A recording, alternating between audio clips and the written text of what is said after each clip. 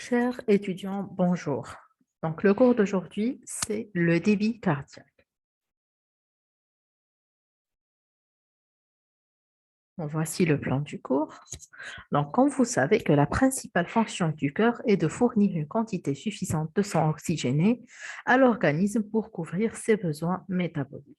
Et ceci va imposer une adaptation instantanée qui obéit à une régulation harmonieuse du système cardiovasculaire et de l'activité métabolique. Donc, l'étude du débit cardiaque fait appel aux techniques de mesure et elle s'intéresse aux mécanismes de régulation dans diverses situations physiologiques. Donc, elle s'avère aussi être une approche satisfaisante pour apprécier la qualité de la fonction pompe cardiaque dans sa globalité et des facteurs qui participent à sa régulation. Donc, pour simplifier tout ceci, vous savez que la principale fonction du cœur est de pomper du sang oxygéné vers les différents organes de notre organisme et ce qu'on appelle débit cardiaque ou en arabe on appelle aussi tadafuq ad-dam, c'est ce qu'on va voir dans le cours d'aujourd'hui ainsi que les différents mécanismes de régulation de ce dernier. Donc, comme je vous ai toujours dit que débit veut dire donc volume par unité de temps, quel que soit le débit. Donc, le débit cardiaque, c'est quoi? C'est le volume de sang éjecté par chaque ventricule par unité de temps. On est d'accord? Donc, c'est quoi ce volume éjecté? Donc, le volume de sang éjecté, on l'a bien dit dans le cours précédent, que c'est le volume d'éjection systolique. D'accord? C'est le volume de sang éjecté par chaque ventricule et il est égal au volume télédiastolique moins le volume télésystolique. On est d'accord? Fois la fréquence cardiaque. D'accord? Donc, la fréquence cardiaque qui est le nombre de cycles par minute. Le produit du volume d'éjection systolique et de la fréquence cardiaque va nous donner le débit cardiaque. Il faut savoir aussi que le débit cardiaque du ventricule gauche est égal au débit cardiaque du volume droit. Et ça aussi, on l'a expliqué dans les cours précédents. On avait dit qu'on peut diviser le cœur en deux, on va dire deux cœurs, le cœur droit et le cœur gauche qui vont se contracter simultanément. Ils vont donc avoir le même débit, d'accord? Et le débit cardiaque, il va s'adapter instantanément à toutes les situations physiologiques. C'est-à-dire que ce débit n'est pas une valeur constante. Il peut être modifié dans certaines situations qu'on va voir. Deuxième chose qu'on va, c'est-à-dire essayer de comprendre maintenant, c'est comment mesurer le débit cardiaque. D'accord? Il existe plusieurs méthodes pour le calcul ou bien pour le mesure du débit cardiaque. Et elles sont presque toutes basées sur ce qu'on appelle le principe de Fick. Donc, voici Monsieur Fick. Donc, c'est quoi le principe de Fick?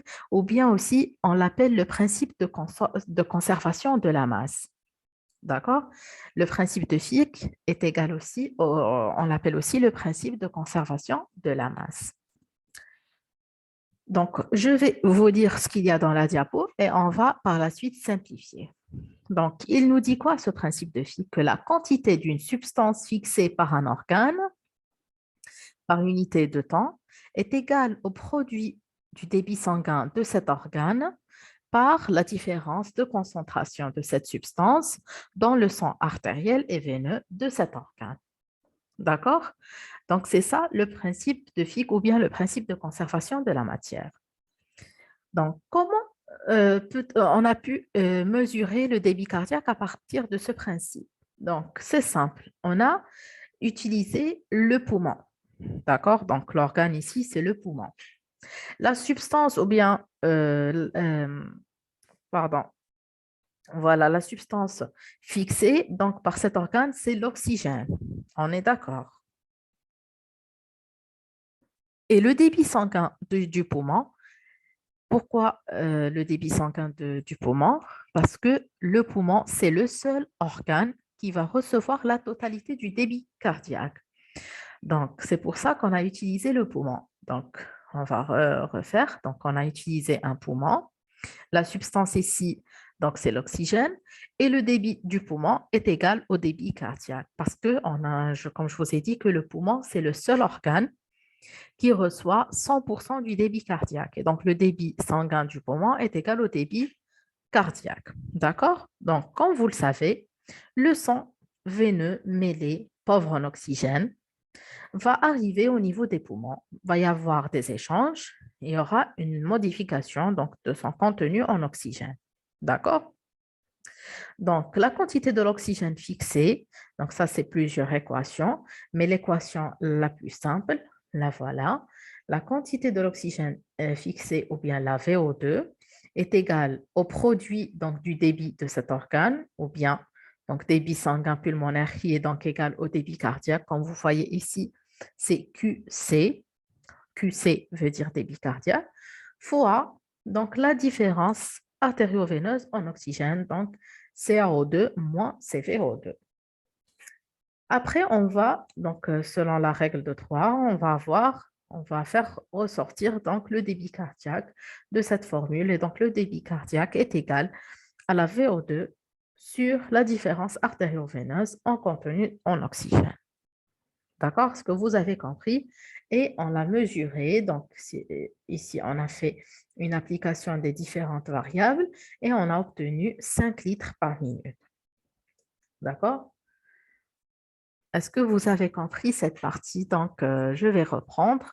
Donc, on avait dit que la mesure du débit cardiaque est basée sur le principe de Fick ou bien le principe de conservation de la matière ou bien de la conservation de la masse. Et on avait dit que la quantité d'une substance fixée est égale au produit, c'est-à-dire fois, d'accord, produit,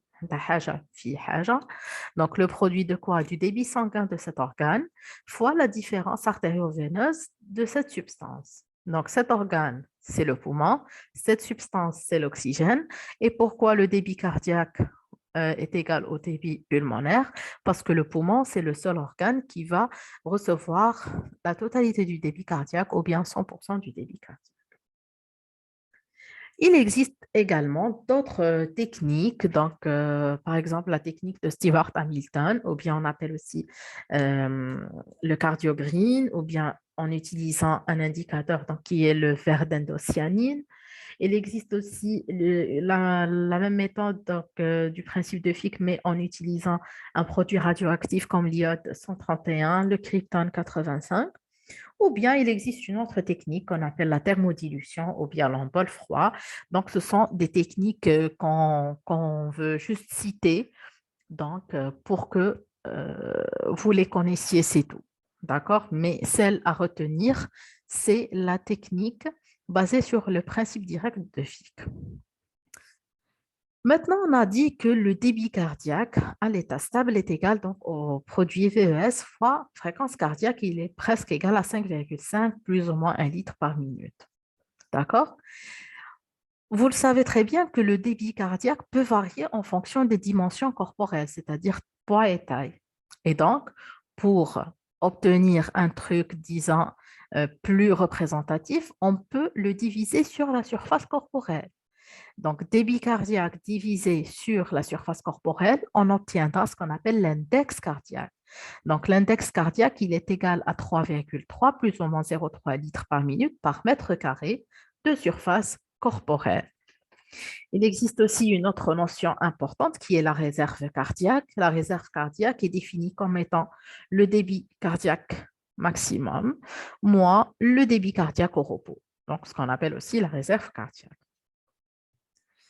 La répartition du débit cardiaque se fait selon les besoins métaboliques de chaque organe.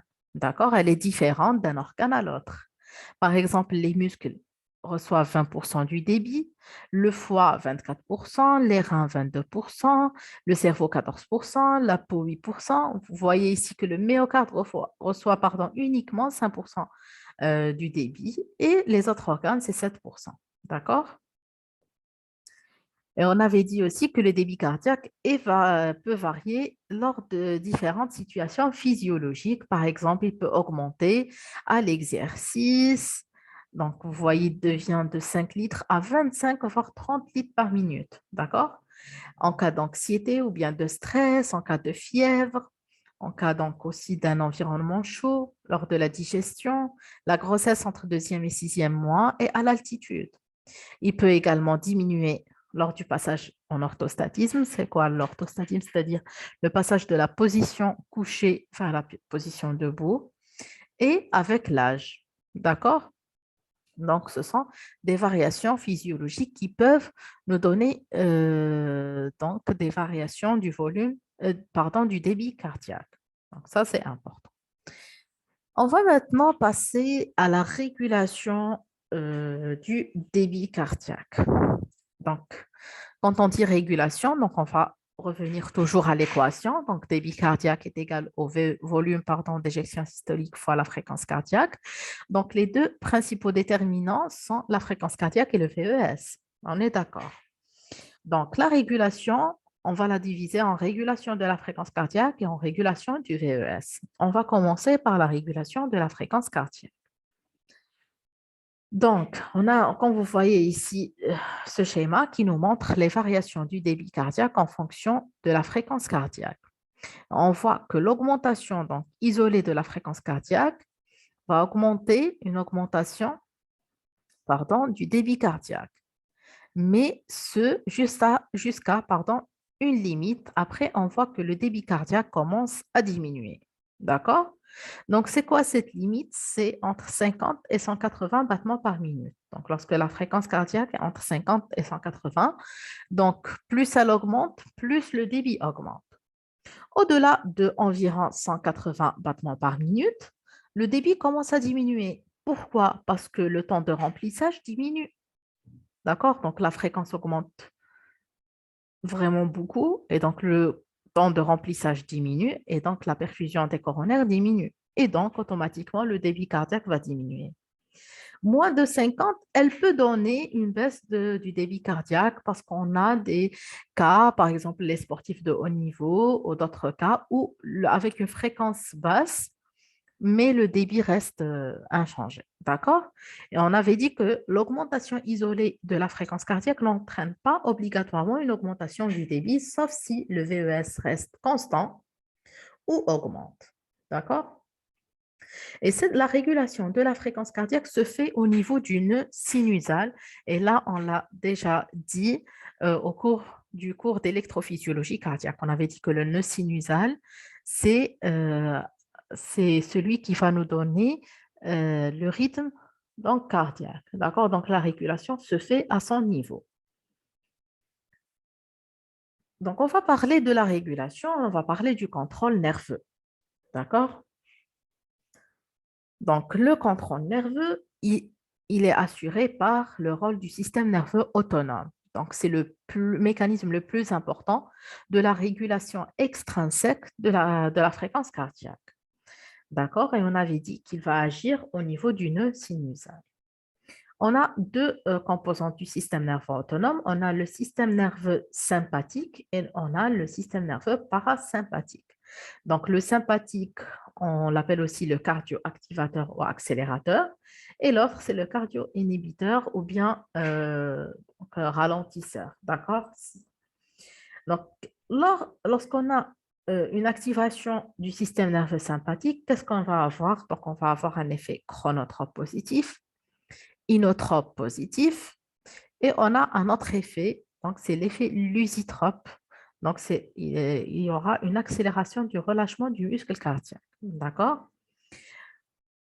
Donc, comme neuromédiateur, on a des catécholamines, donc adrénaline et noradrénaline, qui vont agir au niveau du récepteur bêta-1 adrénergique. Maintenant, l'activation du système parasympathique va avoir un effet freinateur du système parasympathique. Donc, on aura comme résultante un effet chronotrope négatif, inotrope négatif, batmotrope négatif. Donc, il va utiliser comme neuromédiateur de l'acétylcholine et il va agir au niveau des récepteurs M2. Donc, ce sont des récepteurs muscaréniques qu'on appelle M2. Donc, ça, c'est important. Donc, les rôles du système sympathique et parasympathique sur la régulation de la fréquence cardiaque et qu'est-ce qu'on aura comme effet. Donc, retenez ça bien. D'accord? On peut aussi avoir un contrôle hormonal, donc par le système endocrinien, donc qui va synthétiser des hormones qui vont circuler dans le sang et qui vont agir sur la fréquence cardiaque, notamment les hormones thyroïdiennes. Donc, les hormones thyroïdiennes qui vont être sécrétées par la thyroïde. On a aussi le rôle des catécholamines circulantes comme l'adrénaline et la noradrénaline. Un autre contrôle aussi, c'est le contrôle métabolique, c'est le rôle de la température, comme on l'avait déjà vu, et de la digestion. D'accord? Donc, tout ça, ils vont intervenir ou bien ils vont jouer un rôle dans la régulation de la fréquence cardiaque. Maintenant, on va passer à la régulation du volume d'éjection systolique, donc qui est la deuxième composante. On va revenir, donc débit, fréquence cardiaque fois VES. Donc, on va passer à la régulation du VES et on va parler de trois, c'est-à-dire trois mécanismes. Donc, ce sont la précharge, la contractilité et la post-charge. D'accord? Donc, c'est quoi la précharge? Ça, c'est la longueur des fibres juste avant la contraction. La contractilité, c'est la qualité contractile des fibres et la post-charge, c'est la charge appliquée à la fibre pendant la contraction. Donc, on va passer euh, par l'explication de chacune à la fois. D'accord? On va commencer donc par la précharge. Donc, comme on avait dit, c'est la longueur des fibres juste avant la contraction. Donc, on va lire ce qu'il y a dans la diapo et par la suite, je vais vous expliquer ce que ça veut dire. Donc, la longueur, donc la précharge, c'est la longueur de la fibre juste avant sa contraction. Donc, dans la précharge, on va utiliser ce qu'on appelle la loi de Frank-Starling, pardon. La loi de Frank-Starling. Qu'est-ce qu'elle dit cette loi? Que la force de contraction des ventricules dépend de la longueur initiale des fibres musculaires pariétales à partir de laquelle se fait la contraction. Donc, plus le muscle est étiré et plus sa force contractile augmente. D'accord. Donc, c'est quoi la précharge?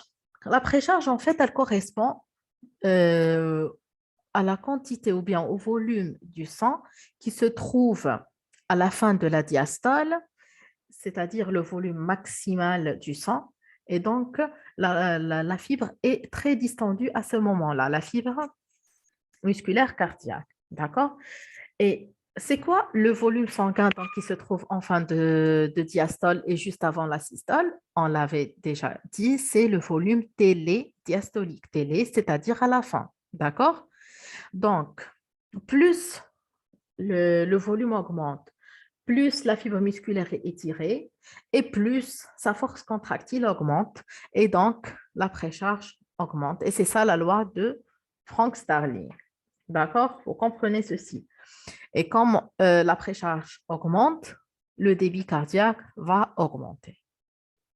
On est d'accord? Donc, je répète, c'est quoi la précharge? C'est la longueur de la fibre myocardique juste avant sa contraction.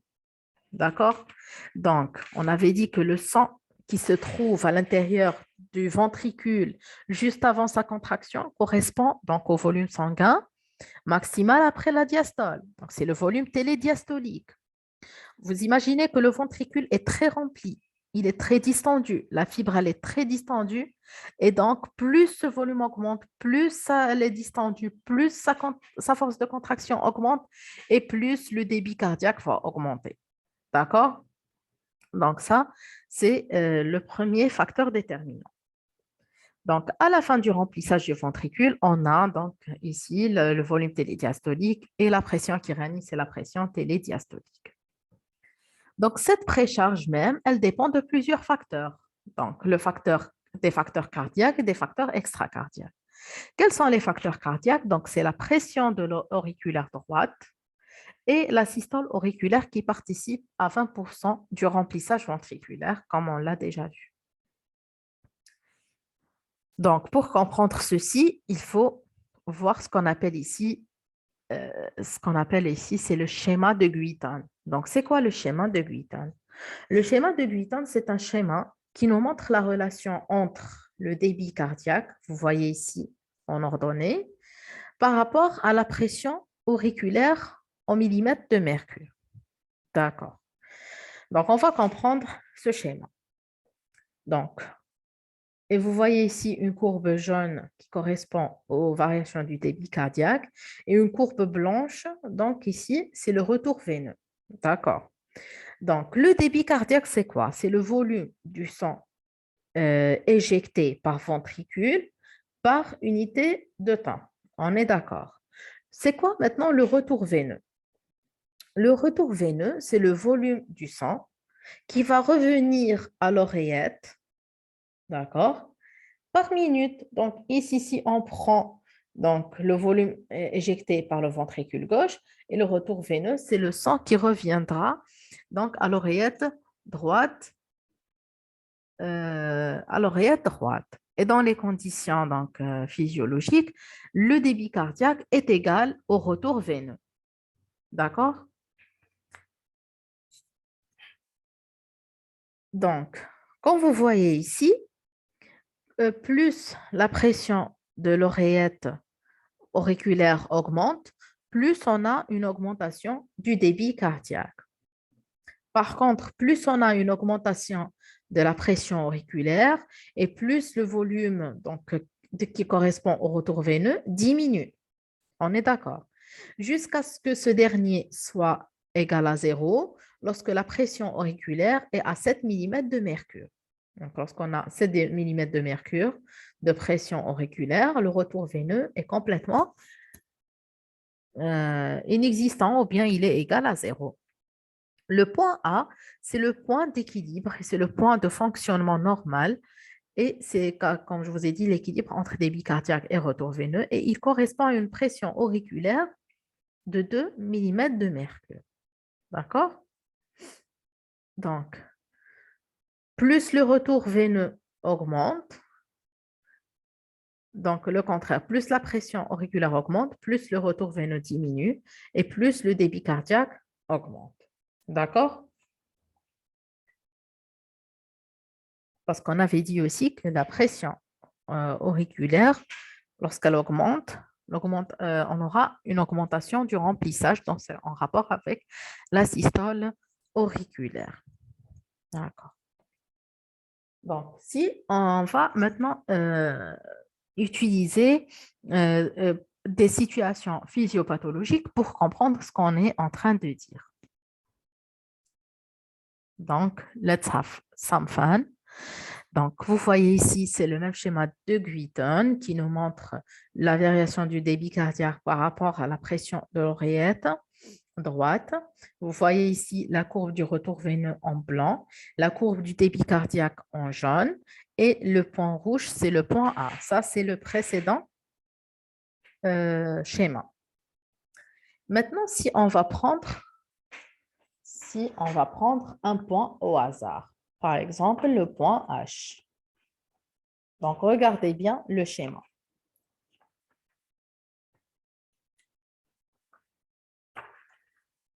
Donc, le point H, comme vous êtes en train de voir, donc il est dans la courbe normale du débit, donc on a un débit normal, mais par contre, le retour veineux est diminué. Donc, vous voyez ici la courbe du retour veineux normal, et là, c'est la courbe donc diminuée. Donc, c'est le cas où on a un débit normal, mais un retour veineux diminué. Donc, quelle est cette situation pathologique? Donc, c'est le cas des hémorragies. Donc, lorsqu'on a une hémorragie ou bien une perte de sang, donc on a une diminution du volume sanguin qui va retourner dans les oreillettes, mais le débit cardiaque est le même. D'accord? On va prendre maintenant, par exemple, le point E. Le point E, vous voyez ici, donc, le débit cardiaque est le même, donc c'est dans la courbe normale, mais le retour veineux est augmenté. Vous voyez ici la courbe pointillée par rapport à la courbe du retour veineux normal, donc elle est augmentée. Donc, le point E, par exemple, Donnez-moi une situation où on a un retour augmenté, un retour veineux augmenté avec un débit normal. C'est le cas de transfusion sanguine, c'est-à-dire lorsqu'on fait une transfusion. D'accord? Vous voyez ici le point I. Le point I, c'est quoi? Donc, on est dans la courbe normale du retour veineux, donc on a un retour veineux normal, mais voyez ici la courbe normale du débit, et là, c'est la courbe, tu as le point I. Donc, on a un débit cardiaque qui est diminué, et là, par exemple, c'est le cas d'une insuffisance cardiaque. On va prendre, par exemple, le point F. Donc, le point F, il correspond à un retour normal et un débit cardiaque accéléré ou bien augmenté. C'est par exemple lorsqu'on prend des tonico-cardiaques euh, comme traitement. D'accord? Donc, cette planche, donc c'est un plus pour vous. D'accord? Je te fais mot, c'est quoi la différence entre un retour veineux normal, diminué, augmenté, des situations où on peut avoir un débit diminué ou augmenté. Mais ce que vous devez retenir, c'est le schéma de Guiton normal ou bien dans le cas physiologique. Donc, je vais juste refaire la partie précharge. D'accord? On est toujours dans la régulation du VES. Premier déterminant, c'est la précharge. La précharge, on avait dit que elle représente la longueur de la fibre musculaire cardiaque juste avant sa contraction. Et on avait dit que le volume maximum qui se trouve juste avant la contraction ou bien l'éjection, c'est le volume télédiastolique. Et plus il augmente, plus la contractilité augmente et plus le débit augmente. Et quand est-ce qu'il va augmenter? Donc, lorsqu'on a une augmentation donc de la pression de l'oreillette droite et on avait vu, c'est-à-dire les variations du débit en fonction de la pression auriculaire. Donc, lorsqu'elle augmente, le débit augmente et en même temps, le retour veineux va diminuer. Et on avait vu les deux valeurs. Donc, lorsque le retour veineux est égal à 0, ça correspond à une pression auriculaire de 7 et le fonctionnement normal, excusez-moi, c'est le point A qui correspond à une pression auriculaire de 2 mm de mercure. D'accord. Maintenant, on va voir les facteurs extracardiaques. Quels sont les facteurs extracardiaques? Donc, le retour veineux dépend de la masse sanguine totale et sa répartition. On avait vu, par exemple, en cas d'augmentation du volume sanguin, en cas de transfusion de polyglobulique, on va avoir une augmentation du débit. La position, par exemple, le passage en orthostatisme, on va avoir une diminution du retour veineux et donc une diminution du débit. La position couchée, donc augmentation du retour veineux et donc augmentation du débit cardiaque. En cas de respiration aussi, donc l'augmentation des pressions intrathoraciques va donner une diminution du débit. L'augmentation des pressions péricardiques, pardon, donc on aura une diminution du débit. La vénomotricité, donc c'est le rôle des valves veineuses. Et la pompe musculaire, d'accord, qui va aussi jouer un rôle. Donc, deuxième déterminant dans la régulation des VES, c'est la contractilité. C'est quoi la contractilité? Donc, c'est le rôle, elle joue un rôle, donc c'est un facteur qui va jouer un rôle important dans la régulation ou l'ajustement du débit cardiaque. Et c'est quoi sa définition? Donc, c'est la force de contraction pour une longueur musculaire donnée. Elle représente la vitesse de raccourcissement des éléments contractiles et reflète à l'échelle élémentaire l'activité ATPasique de la myosine. Ça dépend de la concentration aussi du calcium qui va jouer un rôle important dans la dépolarisation et l'interaction des protéines contractiles. Donc, je pense que ce schéma va peut-être vous rappeler du cours que vous avez eu en première année qui correspond à la contraction des muscles squelettiques. D'accord? Donc, pareil, la contraction du muscle cardiaque se fait presque de la même façon, mais avec des variations donc anatomo-fonctionnelles, bien sûr, à l'échelle microscopique parce qu'il y a des différences entre une cellule musculaire squelettique et une cellule musculaire cardiaque. D'accord? Et on va voir tout de suite comment se fait la contraction, ou bien le couplage excitation-contraction, donc euh, à l'échelle microscopique. Donc, vous savez que lorsqu'on aura un potentiel d'action, qui va se propager tout au long du tubule transverse. D'accord? Il y aura donc l'ouverture de canaux. Ce sont des canaux calciques. D'accord? Donc là, on est dans la phase de dépolarisation. On est d'accord. Donc la phase de dépolarisation, c'est la phase 2 du potentiel d'action qu'on a vu dans le cours d'électrophysiologie. On est d'accord. Donc on a du calcium extracellulaire qui va pénétrer donc à l'intérieur de la cellule. Donc ce calcium, excusez-moi, donc il va se fixer sur le récepteur à la ryanodine du réticulum sarcoplasmique. Ce dernier, il va relâcher du calcium intracellulaire et ce mécanisme, on l'appelle calcium induced calcium release. D'accord? Vous voyez ici, CICR, c'est calcium induced calcium release. Donc, ce calcium, donc qu'est-ce qu'il va faire?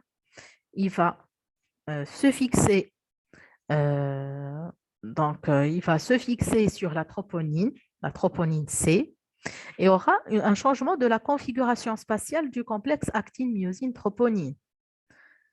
Et donc, les sites de fixation actine-myosine vont être démasqués et il y aura par la suite le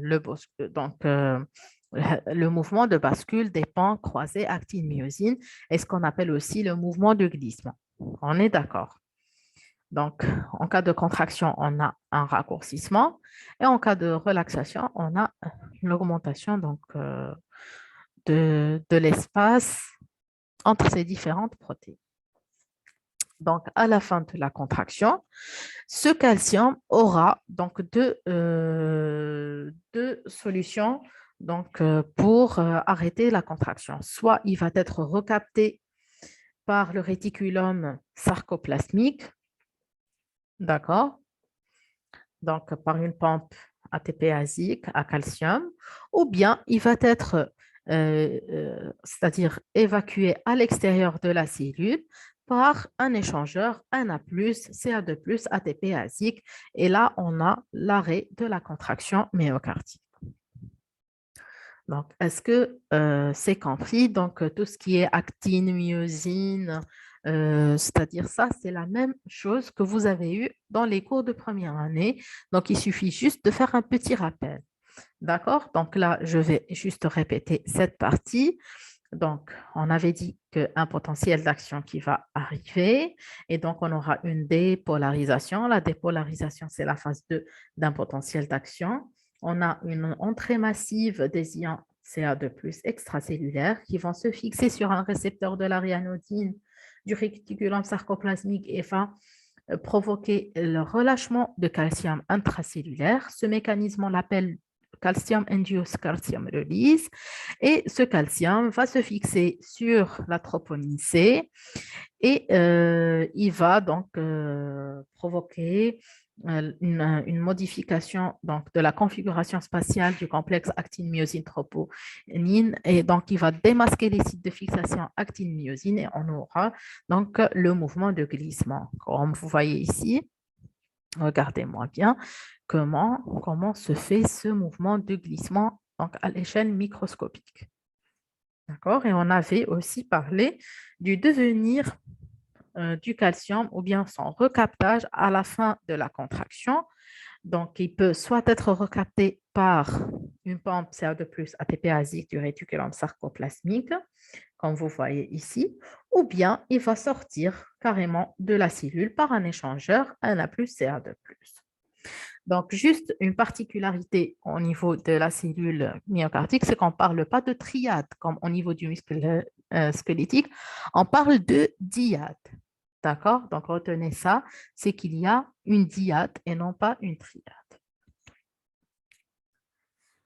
Donc, cette contractilité, on l'appelle aussi l'inotropisme. Donc, la stimulation inotrope, qu'est-ce qu'elle va nous donner? Donc, une augmentation de la vitesse d'ascension de la pression pendant la contraction isovolumétrique, une augmentation de la vitesse d'éjection au niveau de l'aorte et une diminution de la durée de la systole. Donc, toute augmentation de la contractilité va donner une augmentation du débit cardiaque. D'accord? Donc, la rapidité de la contraction isovolumétrique est améliorée par l'augmentation de la fréquence cardiaque, des ions calcium et par leur rôle, pardon, du système nerveux sympathique. Et la troisième composante dans la régulation du volume d'éjection systolique après précharge et contractilité, c'est la post-charge. D'accord? Donc, on va parler maintenant de la post-charge. Donc, c'est quoi la post-charge? C'est la résistance à l'éjection du sang. D'accord? Donc, c'est l'ensemble des facteurs qui vont contribuer à créer une contrainte qui s'exerce sur la paroi ventriculaire pendant la phase de contraction. Donc, c'est toutes les résistances à l'éjection du sang. Donc, c'est quoi ces forces? Ce sont les forces d'inertie et d'accélération de la masse sanguine. Ce sont des forces capacitives comme la distensibilité des parois aortiques, pardon, les forces résistives de vasomotricité artériolaire, la viscosité sanguine. Donc, tout ça, ils vont donc, faire une augmentation de la post-charge et toute augmentation de la post-charge va diminuer le volume d'éjection systolique parce que c'est une résistance. Ils vont à l'encontre de l'éjection du sang. Et donc, on a une baisse du débit cardiaque. Donc, le contraire est vrai. Donc, en cas de diminution de la post-charge, on a une augmentation du VES et donc une augmentation du débit cardiaque. Donc, concernant la précharge et la contractilité, leur augmentation va donner une augmentation du débit. Concernant la post-charge, son augmentation va faire une diminution du débit cardiaque. Et là, on va juste donner des exemples des adaptations du débit cardiaque dans différentes situations physiologiques. Donc, parce que je vous ai dit que le débit cardiaque est variable, d'accord? Donc, en cas de digestion, vous savez que 30% du débit est redistribué vers le tractus digestif donc, pour assurer cette fonction. En cas de grossesse, donc, on a une augmentation du débit cardiaque entre deuxième et sixième mois de grossesse, puis une diminution du débit qui a été observée vers la fin de grossesse. D'accord? Ces variations peuvent être expliquées par un ou plusieurs facteurs, par exemple la pression intrathoracique et intra-abdominale, les œdèmes au niveau des membres inférieurs et aussi le rôle de certaines hormones ou certaines substances qui peuvent être sécrétées par le placenta. Donc, retenez juste qu'on aura une augmentation entre deuxième et sixième mois de grossesse, puis une baisse dans les derniers mois de grossesse. En cas d'altitude, altitude, c'est-à-dire on est en hauteur, d'accord? C'est-à-dire on a le sommet d'une montagne, par exemple, ou autre. Comment se fait donc la variation du débit cardiaque? Donc, on aura une augmentation du débit cardiaque en réponse de l'hypoxie qui est induite par le niveau d'altitude suite à la diminution de la PaO2. Vous savez qu'en altitude, on a ce qu'on appelle l'hypoxie, d'accord? Par diminution de la PaO2. Et donc, pour subvenir aux besoins de l'organisme en oxygène, le débit cardiaque va augmenter, d'accord?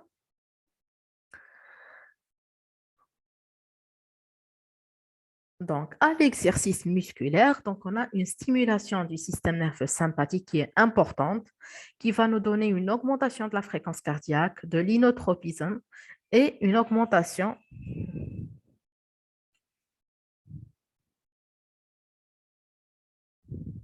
excusez-moi, et donc une augmentation de la vénoconstriction. Tout ça, donc on aura augmentation de la fréquence cardiaque. Ces deux mécanismes vont faire une augmentation du volume d'éjection systolique et le tout va aboutir à une augmentation du débit cardiaque. Donc, la dilatation des vaisseaux, des artérioles et des sphincters précapillaires va faire en sorte qu'on aura une diminution de la post-charge et une redistribution pardon, du sang aux muscles en activité. Donc, à l'effort, qu'est-ce qu'on a? Donc, on a une diminution donc, de la post-charge. D'accord? Et on a une augmentation de la précharge. D'accord? Et on a une augmentation des catécholamines qui vont nous donner une augmentation de l'inotropisme et de la fréquence cardiaque. Et tous ces mécanismes donc, vont jouer un rôle dans l'augmentation du débit cardiaque. Et donc, pour conclure, le cœur, c'est un organe donc automatique qui se contracte spontanément et qui est sous la dépendance des deux branches sympathiques et parasympathiques du système nerveux autonome. Le débit cardiaque doit être suffisant pour subvenir aux besoins de l'organisme qui varient en fonction de l'activité métabolique, d'où l'importance de sa régulation. De nombreuses techniques de monitorage hémodynamique ont été développées ces dernières années. L'intérêt de chacune doit être discuté en fonction des besoins et des objectifs à atteindre pour chaque patient. Et je vous remercie pour votre attention. Donc, pour récapituler donc, les points essentiels donc, du cours, d'abord la définition du débit avec, donc, c'est le produit VES fois fréquence cardiaque. Comment mesure-t-on le débit cardiaque selon le principe de conservation de masse ou bien le principe de Phi quand on a compris pourquoi on a utilisé le poumon parce qu'il reçoit la totalité du débit cardiaque, d'accord? Les valeurs du débit cardiaque donc, qui vont se répartir en fonction des besoins métaboliques et de certaines situations physiologiques, d'accord? La régulation du débit, donc, étant donné que c'est le produit fréquence cardiaque fois VES, va donc passer par la régulation de la fréquence cardiaque et la régulation de VES. Et on avait parlé de la régulation de la fréquence cardiaque. Le principal mécanisme, c'est donc le contrôle nerveux. On a parlé aussi du contrôle hormonal et métabolique. Pour la régulation du VES, donc, on a trois composantes. La précharge, donc c'est la loi de Franz-Starling. On a bien expliqué donc l'intérêt du volume télédiastolique. On a parlé du schéma de Guidon, donc retour veineux, pression de l'oreillette et débit cardiaque, la relation entre eux.